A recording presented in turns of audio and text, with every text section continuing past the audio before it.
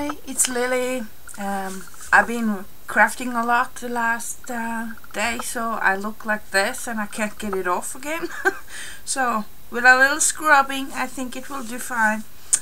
I'm so glad you all had a good laugh over me and Ricky, and we're just making fun and nothing seriously. And we love doing that. You don't have more fun than you make yourself, right?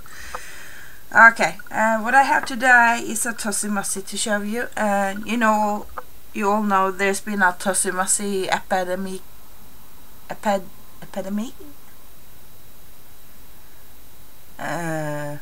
Well, yeah, I can't say that, obviously. Not enough coffee.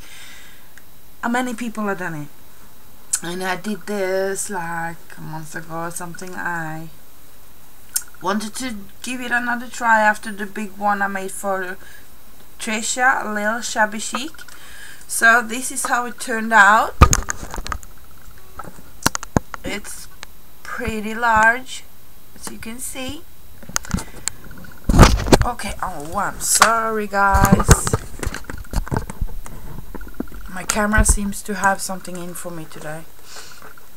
And what I did here, I covered everything with a paper, which I actually didn't want to keep. I didn't like it because, yeah, well, I didn't like it. So I just painted it, everything with a touch of white to get rid of most of the papers.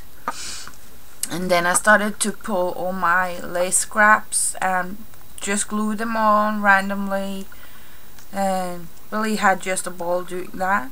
Didn't think too much, and part of being able to do this kind of tussie musses is that you don't think, you just smash it on there. I had some thought though. I wanted to have some hanging, so I used a piece of lace, a doily, a piece of a tablecloth that had these fringes on. Same one as I used on the purse I made for, or handbag I made for a little shabby chic. And then also I used a dolly, leftover dolly here, which then again I used the fringe of the edge of the dolly to make it pop like that. And I'm gonna pull down my camera now so you can see. Well, I can show you this first. And in the inside, I actually used some Christmas paper I didn't like, but then I put paint over that again so you can see it's Christmas paper more or less. So, and then the hanging is simply a couple of pieces of seam binding, because there's so much going on the tussie mussie itself. I didn't want to have a lot of lace going on here to draw attention from it. On top here I got 3 levels of lace. This one is from Austria, it's vintage, and then there is this one which I got from Virginia. Hello Virginia. And then it's another lace which I can't remember where I got from, but it's very pretty.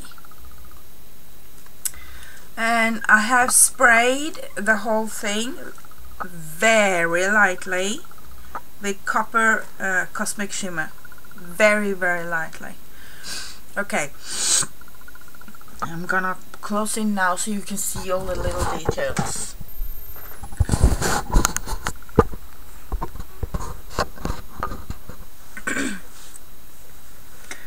So I put bead trim here hanging like that, not very fancy. The flowers are very simple because there's so much going on, so there's no reason to make very fancy big ones there. And I use gold leaf all over different places. I have put in tiny details all over. You see here, there's a lot of things going on, and I have put molding paste also on it. And there is some what's it called, perfect pearls also. This here, that's mica flakes you can get from Scrap Craft for you. They are just stunning to die for. And if you're wondering about my camera now, my computer is fixed, right? And then the value of my camera really came out. Let's see, now I'm filming half an inch away from the object. That's just awesome. So you see here, I put micas and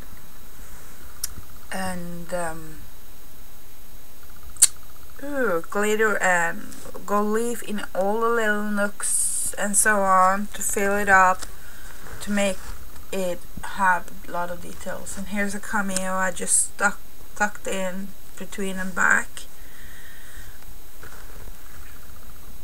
This flower here Trisha gave me. Hi Trisha.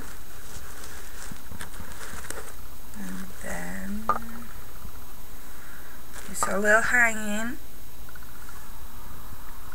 And this fabric here Vicky gave me, and I do love that so much, but it's almost done. There's nothing left, I think. Let's see. You see all that texture? It's just yumminess to look at. Because there's so much going on, and you kind of discover something new all the time. So, but this was a working process over several days.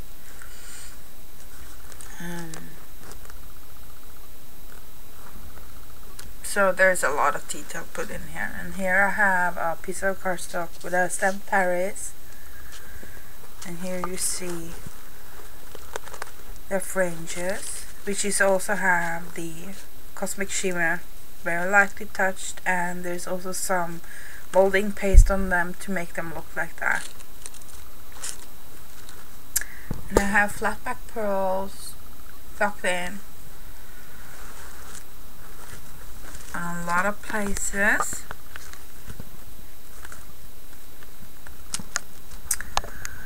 Here you go.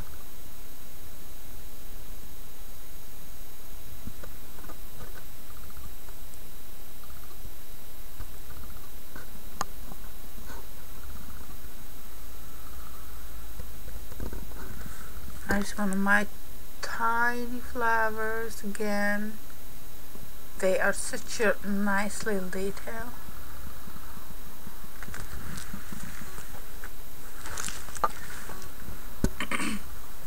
This here is a antique clock handle.